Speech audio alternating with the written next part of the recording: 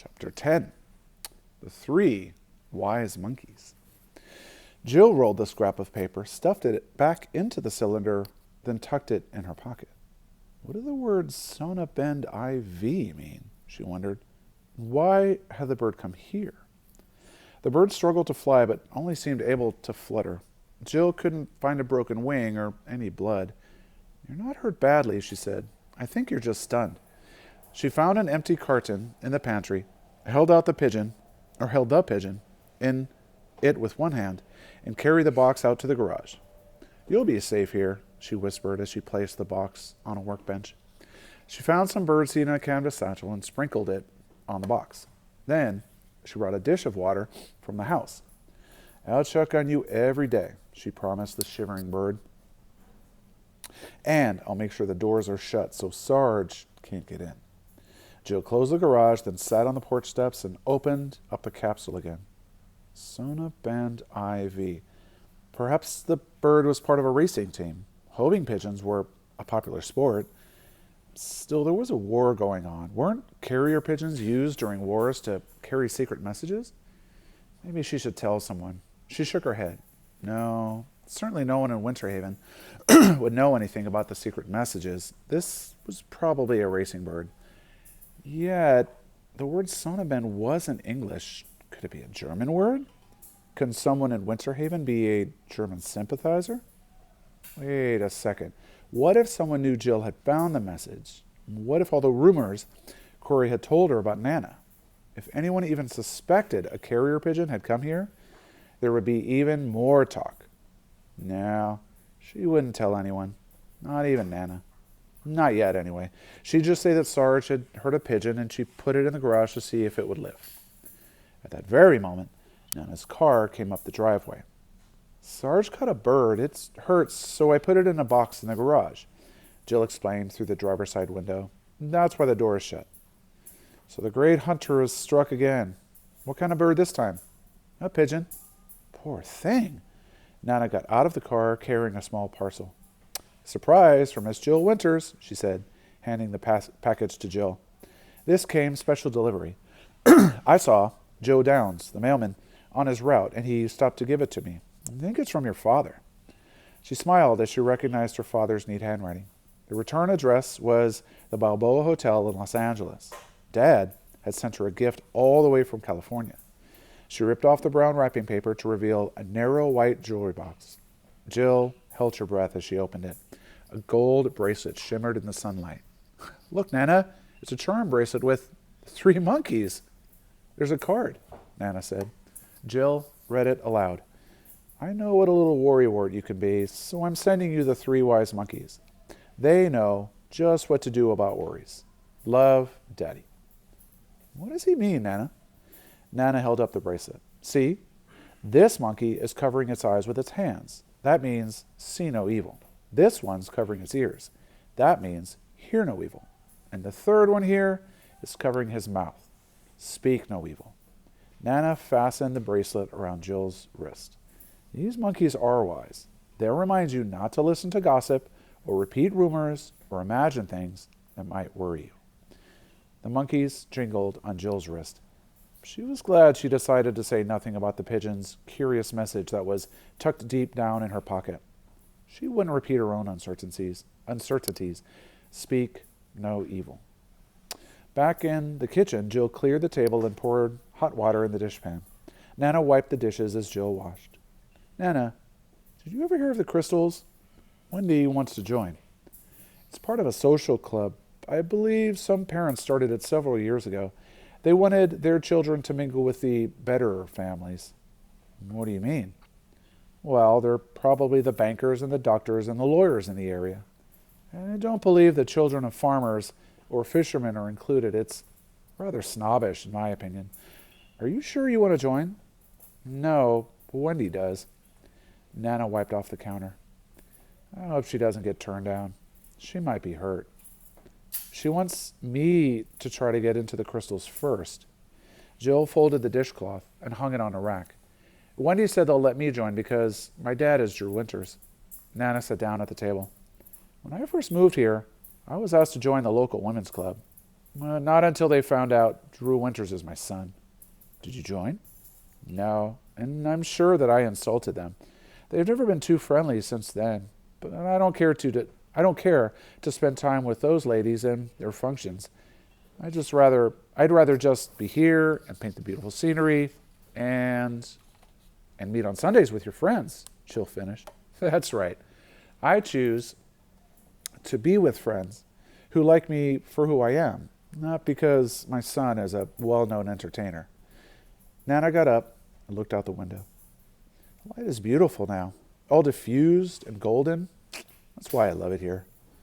Jill joined her and gazed out at the distant point. The lighthouse had caught the morning sun and reminded her of a silent angel guarding the harbor. At night, it became a white candle that cast a comforting glow. I think I'll set up my easel out on the rocks and do some painting. The lighthouse is a perfect subject. Would you like to give it a try? No, thank you, Nana. I'm not so good at painting. I'll write a letter to Dad to thank him for the bracelet. Nana gathered the easel and folding chair, which she kept near the porch door. Jill, would you carry the portfolio and paints for me? She pointed to a leather satchel. Together they headed across the damp grass to the point. A soft breeze played with the waves, and the sea glittered as if bits of mirrors had been scattered across the surface. After setting up the easel and the chair for Nana, Jill was headed back to the house when she heard her name. Hey, Jill! Corey was riding up the driveway. What are you doing here? Jill felt a little guilty when she saw Corey's smile fade. After all, he did apologize last night.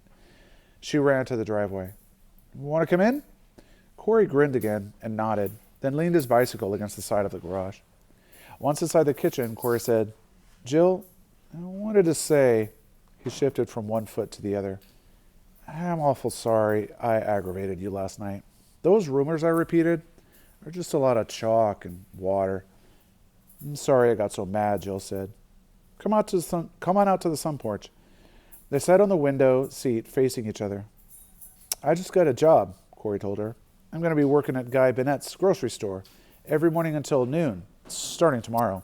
He needs help, and I could use the money. I met him yesterday. He had just put up a flag with a single star in the window. Guy worries a lot about Polly. He says it cheers him up to have me there. Corey cleared his throat. So, are you going to the clam bake on Saturday? Yes, I wouldn't miss a real Maine clam bake. Corey shifted in his seat. Jill, would you like to go to the clam bake with me? Jill was taken by surprise. She thought Corey liked Wendy. You mean on a date?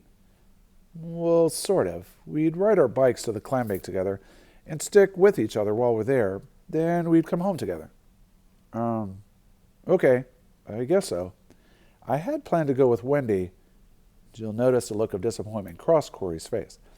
I'll just tell her we'll meet her there, she said quickly. Thanks for inviting me, Corey. I've got a problem, though. My bike has a flat. I'll fix it for you right now, said Corey, standing up. Is it in the garage? Yes, come on. Jill led Corey into the garage through the side door. By Godfrey, what's that? He yelled as the pigeon fluttered erratically over their heads. Jill laughed. I forgot to warn you about the pigeon. The bird flopped onto the workbench, and closed the door. Corey looked puzzled, but did as Jill asked. Sarge caught the pigeon this morning. I thought I'd keep him in here until he's well enough to fly. She pointed to the bicycle. There it is, flat tire and all. Corey gathered some tools and a tube of tire patches that he found on the workbench. Let's take the bike outside where it's light, he said, handing the tools to Jill. I'll get the bike and you hold the door so your bird won't fly away. He sat on the grass by the driveway and removed the bicycle wheel, then pulled the deflated tube from the tire. Have you heard from your mother yet? No, I'm trying not to worry. Corey nodded, concentrating on the patched up tube. After a moment, he looked at Jill. I hear a lot about what's going on out there on the sea, 'cause of Pa keeping the light on and all. He looked apologetic. My Pa'd make a tuss if he knew I was listening to his calls, and it'd be even madder if he knew I told anyone. Jill fingered the charms on her bracelet. Have you heard something about ships in Newfoundland? Oh, no, Corey said hastily. See, I always say the wrong thing. I just wanted you to know why words pop from my mouth like they do. I guess words pop out of my mouth too, Jill said. I'm sorry I get upset so easily, but I do worry about my mother, my dad, and my sick uncle too. I wish I knew how he is. I wish I could speak to my mother. It's hard when you don't know what's going on, Corey admitted. Don't believe everything you hear. Most war rumors are a little noth, Jill interrupted. Oh, there ain't nothing north of north, Corey explained. Means you shouldn't pay any attention. Well, Jill wondered if Corey had heard anything about carrier pigeons. She could tell him about the bird, or should she tell him about the bird and the message? Corey knew a lot, but he talked a lot too. Corey was watching her. What is it? Nothing. I was just thinking about carrier pigeons. Do you know anything about them? I know they're used by the government to carry messages where they can't get through any other way. Has your dad ever mentioned them? I mean, are there any around here? Nothing I know of. Corey looked at her warily. Why? Is that bird in there a carrier pigeon? Corey, it has a message attached to its leg. Jill blurted out her secret. Good Godfrey! He stood up. Are you kidding me? No, it's the truth. What'd the message say? Where is it? In my pocket. Jill's face felt suddenly hot. What was she doing? Show me. It was too late to unsay the words. Now she had to trust Corey. If I show it to you, you must swear you won't tell anyone. Not your dad, not anyone. You've got to promise. But Jill, this might have to do with war secrets or spies or something. I can't make that promise. I don't mean you can't tell ever. I don't want to tell anyone yet. This bird came to our house, and you all know the stupid talk about Nana and Ida Vilmar. I want to find out more myself first. Jill pleaded. Besides, who can we trust? If this is a secret message, we might get in trouble. Then what? I hadn't thought of that. Corey looked troubled. Okay, Jill, you're probably right. We got to be real careful. Show me the message that the bird was carrying. Not until you swear you'll keep this a secret. Corey put up his hand, the same way Jill had the night before. I swear, Jill, I won't tell anyone. I'll die first. Jill pulled the tiny container from her pocket, clicked it open, and handed Corey the scrap of paper. Here, read it. Sona Band IV. He scratched his head. What does that mean? I don't know. Do you suppose it's a German word? Jill's voice rose. I'm scared. I probably shouldn't have opened the capsule. Of course you had to open it. Don't worry, Jill. We'll find out what it's all about. He looked at Jill's bracelet. Hey, what's this? My dad sent it to me. She pointed to each of the monkeys.